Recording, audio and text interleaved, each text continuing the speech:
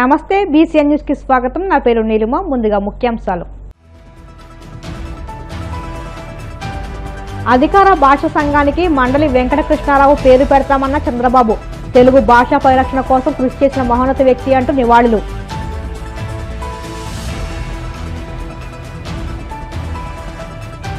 Pulivendula ZPTC ఉప ఎన్నికకు కూటమి నేతలు కోట్లు ఖర్చు చేస్తున్నారు. వైసీపీ రాష్ట్ర అధికార ప్రతినిధి రాచమల్లి శివప్రసాద్ రెడ్డి ఆరోపణలు.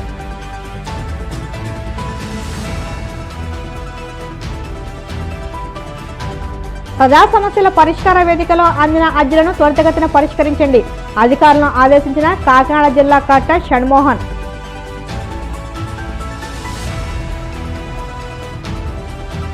తిరుమల శ్రీవారిని దర్శించుకున్న తమిళ సినీ నటుడు సూర్య.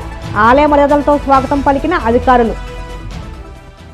మాజీ మంత్రి మండలి వెంకటకృష్ణారావు డబ్బు కోసం ఎప్పుడు ఆశపడలేదని, స్వాతంత్ర సమరయోధుల కోటలో ప్రభుత్వం కేటాయించిన 5 ఎకరాలను కూడా పేదలకు ఇచ్చేశారని ముఖ్యమంత్రి చంద్రబాబు అన్నారు. విజయవాడలోని తొమ్మలపల్లి కళాక్షేత్రంలో నిర్వహించిన మండలి వెంకటకృష్ణారావు జయంతి వేడుకల్లో ముఖ్యమంత్రి ముఖ్య అతిథిగా పాల్గొన్నారు. ఈ సందర్భంగా మండలి వెంకటకృష్ణారావు వ్యక్తిత్వాన్ని ఆయన కొనియాడారు. అన్నిత్యం ప్రజలకు ఏమి ఇవ్వాలనే విషయాన్ని వెంకటకృష్ణారావు ఆలోచించారని తెలిపారు. మహాత్మా గాంధీ ఆశయాలను ఆయన తూచ తప్పకుండా పాటించి నిజమైన గాంధీ వారసులుగా ఈ దేశం రాష్ట్రానికి సేవలందించారన్నారు. ఒక స్ఫూర్తిదాయకమైన కార్యక్రమానికి దివిసీమ గాంధీగా పేరున్నటువంటి మండలి వెంకటకృష్ణారావు గారి యొక్క శత జయంతి ఉత్సవాల్లో మనం అందరం భాగస్వాములు కావడం మన అదృష్టం అని చెప్పి కూడా నేను మీ అందరికీ విజ్ఞప్తి చేస్తున్నా. పవిత్రత, సేవాభావం ఇలాంటివన్నీ కూడా కాపాడుకోవాలంటే ఇప్పుడే పద్మశ్రీ గరికపాటి నరసింహరావు గారు మాట్లాడారు. వారు ఎప్పుడు మాట్లాడినా అనేక విషయాల్లో ప్రజల్లో ఒక సేవాభావాన్ని, నీతి నిజాయితీని పెంచే విధంగా జీవితం అంటే ఏంటో వారు చెప్తూ ఉంటారు. అలాంటి వ్యక్తి కూడా ఈరోజు ఏం చెప్పారో మనం విన్నాం.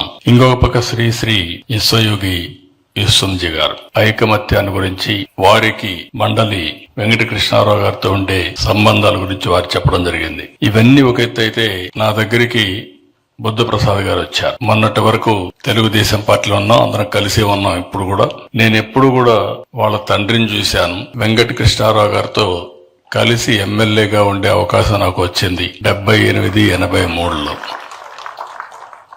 అదే మరికి అంత మునుపు దివ్యసీమలో ఆయన పడిన తపన, ఆయన చేసిన సేవ ఒక్క భారతదేశం కాదు, ప్రపంచం మొత్తం చర్చించుకునే పరిస్థితి వచ్చింది. అలాంటి ఉన్నతమైన వ్యక్తి, ఒక మంచి ఆశయాల కోసం పనిచేసిన వ్యక్తి యొక్క శత జయంతి అన్నప్పుడు నేను ఒకటే అన్నాను, తప్పకుండా వస్తానని బుద్ధప్రసాద్ గారికి చెప్పాను. ఈరోజు ఇక్కడికి వచ్చినప్పుడు, ఎందుకంటే ఈరోజు మనం విలువలు చూస్తున్నాం. ఒకసారి నాకే ఆశ్చర్యం వేస్తుంది. ఒకప్పుడు పెద్ద పెద్ద నాయకులు చూశాం, విలువలతో కూడిన రాజకీయాలు చూశాం, సేవాభావంతో పనిచేసిన నాయకత్వాన్ని చూశాం. ఈ రోజు మనం చూస్తా ఉంటే పూర్తిగా విలువలు పడిపోయి ప్రతి ఒక్కరికి ఏదో ఒక విధంగా అడ్డదారులు డబ్బులు సంపాదిస్తే చాలన్న ఆలోచన కూడా వచ్చేసాయి. అలాంటి సమయంలో మనందరం ఒకసారి చూస్తే మండలి వెంకటకృష్ణారావు గారు గాంధీజీ ఆశయాల్ని తూచా తప్పకుండా పాటించి నిజమైన గాంధీజీగా, ఆయనకు వారసులుగా ఈ రాష్ట్రంలో, ఈ దేశంలో సేవలు అందించిన వ్యక్తి. అలాంటి వ్యక్తికి మనం అందరం కూడా నివాళులర్పించడం మన బాధ్యతను కూడా మీ అందరికి తెలియజేస్తున్నా. ఈ గడ్డ కృష్ణా జిల్లా సాహితీ, సాంస్కృతిక, రాజకీయ, సినీ రంగాలకు వేదిక. ఈ కృష్ణా తీరం ఎంతో మహానుభావులని అందించిన గడ్డ ఇది. అలాంటి వాళ్ళందరినీ తలుచుకుంటే మనకు ఒక స్ఫూర్తి వస్తుంది. అయితే ఈ రోజు కార్యక్రమంలో మనందరం గుర్తుపెట్టుకోవాల్సింది, చరిత్ర ఉన్నంత వరకు చిరస్థాయిగా ఈ ప్రాంతవాసుల గుండెల్లో నిలిచే వ్యక్తి, గుర్తుండే వ్యక్తి మండలి కృష్ణారావు గారు అని చెప్పి మీకు తెలియజేస్తున్నా. ఆయన విద్యాశాఖ మంత్రిగా పనిచేసినప్పుడు అనేక సంస్కరణలకు నాంది పలికిన వ్యక్తి మండలి వెంకటకృష్ణారావు గారు అని చెప్పి కూడా నేను మీకు తెలియజేస్తున్నా. ఈరోజు గుంటూరులో నాగార్జున యూనివర్సిటీ, వరంగల్లో కాకతీయ యూనివర్సిటీ, ఈ 2 రావడానికి కృషి చేశాడు. నిజాం కాలేజ్ గ్రౌండ్స్లో 1974లో వారం రోజుల పాటు అఖిల భారత తెలుగు సాంస్కృతోత్సవం నిర్వహించి అధికార భాషా సంఘం నెలకొల్పేందుకు కారకులయ్యారు. ఈరోజు అధికార భాషా సంఘం ఉందంటే అది వారు ఆ రోజు చూపించిన చొరవేనని చెప్పి నేను మీకు తెలియజేస్తున్నా. కానీ ఆయన జీవితం చూస్తే చట్టసభలో ప్రజాప్రతినిధిగా ఉన్నాం, సమాజ సేవలో బిజీగా ఉన్నాం, ఎప్పుడు కూడా భాష మీద మమకారాన్ని వీడలేదు. కేవలం 12 నెలల పదవి కలిగిన ఒక చిన్న మండల జడ్పీటీసీ ఉప ఎన్నికకు కూటమి పార్టీ నేతలు కోట్లు ఖర్చు పెట్టి నాయకులను కొనుగోలు చేస్తున్నారని వైసీపీ మాజీ ఎమ్మెల్యే రాచమల్లు శివప్రసాద్ రెడ్డి మండిపడ్డారు. పులివెందుల జడ్పీటీసీ ఉప ఎన్నిక కోసం అందరూ ఆసక్తిగా చూస్తున్నారని పేర్కొన్నారు. 1978లో దివంగత వైఎస్ రాజశేఖర రెడ్డి ఇక్కడ రాజకీయాలు ప్రారంభించారని, అప్పటి నుంచి ఏ ఎన్నికల్లో కూడా వారి కుటుంబం ఓడిపోవడదని తెలిపారు. పులివెందుల ప్రజలు, నాయకులు, కార్యకర్తలు ఈ నియోజకవర్గాన్ని వాళ్లు సొంత ఇల్లులా చూసుకున్నారని అన్నారు. రాష్ట్రంలో ఏ నియోజకవర్గంలో జరగని అభివృద్ధి ఇక్కడ జరిగిందని తెలిపారు. ప్రజాస్వామ్యబద్ధంగా టీడీపీ పోటీ చేయాలి, కానీ పోలీసులను నమ్ముకుని వారు పోటీలో దిగుతున్నారని మండిపడ్డారు. ప్రజలందరికీ నేను విజ్ఞప్తి చేస్తూ ఉండేది ఒకటే,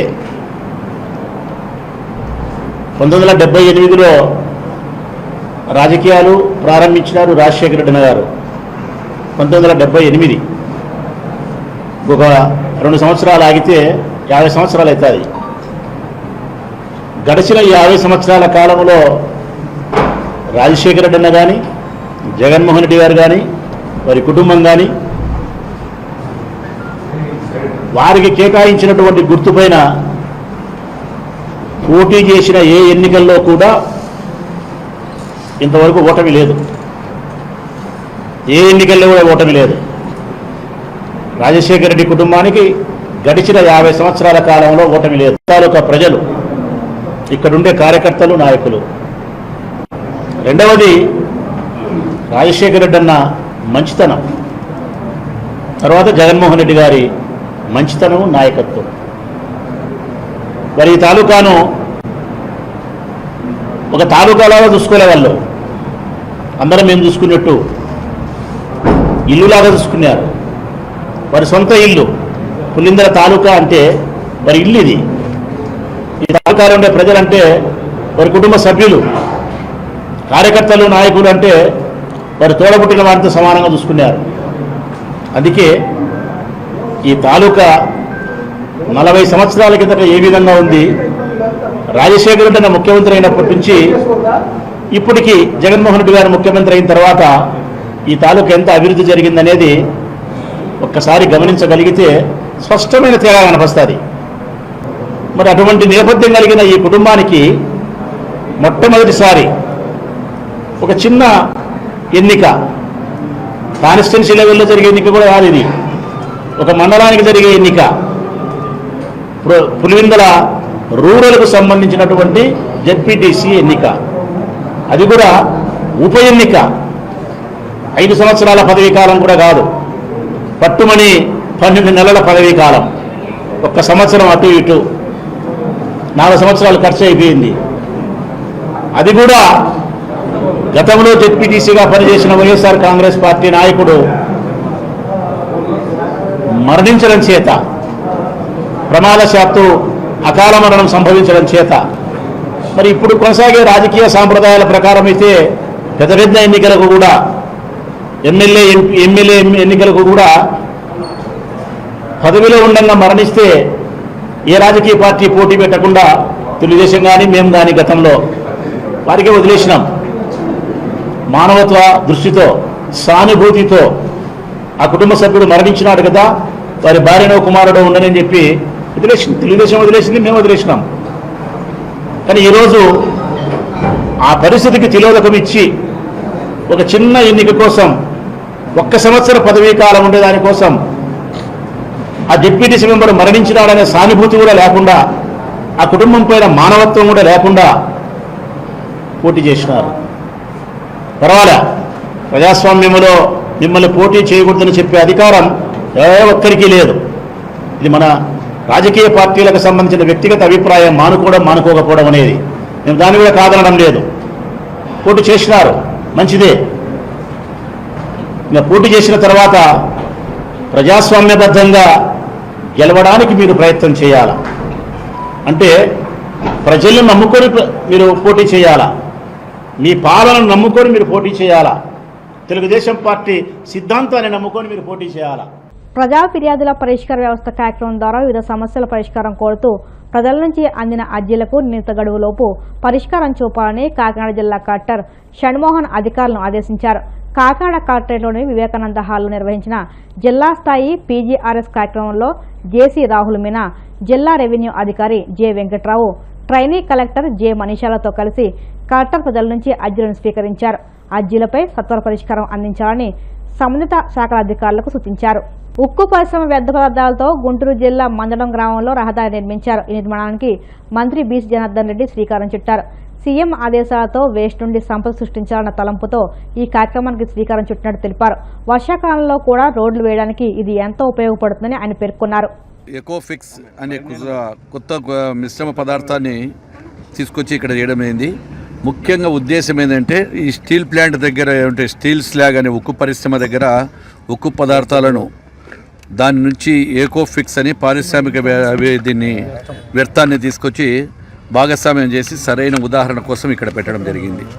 ముఖ్యంగా ఎప్పుడైనా ఎక్కడైనా పార్ట్ హోల్ రిపేర్ ఏదైనా జరిగితే ఇన్స్టెంట్గా అప్పటికప్పుడు ఆ యొక్క మెటీరియల్ తీసుకొచ్చి ఇప్పుడు వేసినట్లు వేసి స్పాట్లోనే దాన్ని రిపేర్ చేస్తూ దాన్ని రోడ్డు మీద వేసి ఉపయోగించుకోవడానికి, ముఖ్యంగా వర్షాకాలంలో వర్షం పడినా ఇందాకే మీరు నీళ్ళు వేసారో నీటిలోనే దీన్ని వేసి ఆ వ్యర్థాన్ని కూడా ఇప్పుడైతే తీసుకొచ్చామో ఈ మెటీరియల్ ద్వారా అప్పటికప్పుడు స్పాట్లో వేయాలని ఒక షాంపూల్లో మాత్రం ఇక్కడ వేస్తూ ఉన్నాము.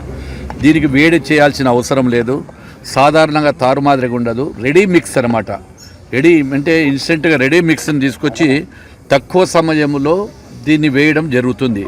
దాన్ని కూడా ఇప్పుడు ఇక్కడ వేసి చూసాము.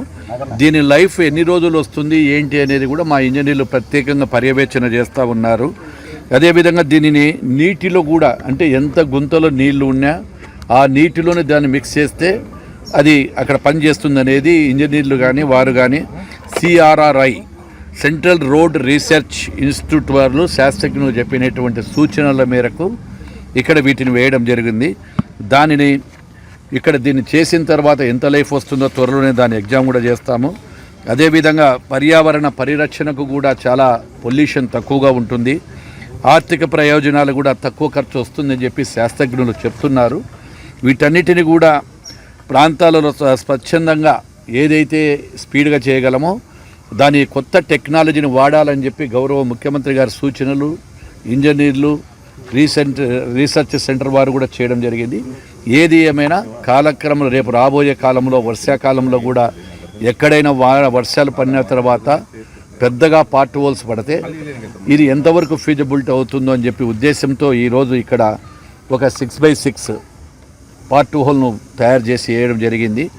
ఇదే కాకుండా కొత్త టెక్నాలజీ కూడా మా వాళ్ళు ఆలోచన చేస్తూ ఉన్నారు. మా యొక్క డిపార్ట్మెంట్ R&B డిపార్ట్మెంట్ వాళ్ళు చెక్ చేయాలని చూస్తున్నారు. దీన్ని త్వరలో పరిశీలించి ఇది మాకు సూటబుల్ అయితే ఇది ఏదైతే మాకు ఫీజిబిలిటీ ఉండి తక్కువ కాస్ట్లో ఎక్కువ ప్రయోజనాలు కలిగించే విధంగా ఉంటే వాటిని కూడా త్వరలో చేస్తామని చెప్పి మీకు మీడియా మిత్రులందరికీ కూడా తెలియజేస్తూ ఉన్నాను. ఇంకా ఇప్పుడు కాసేపు ప్రకటనలు.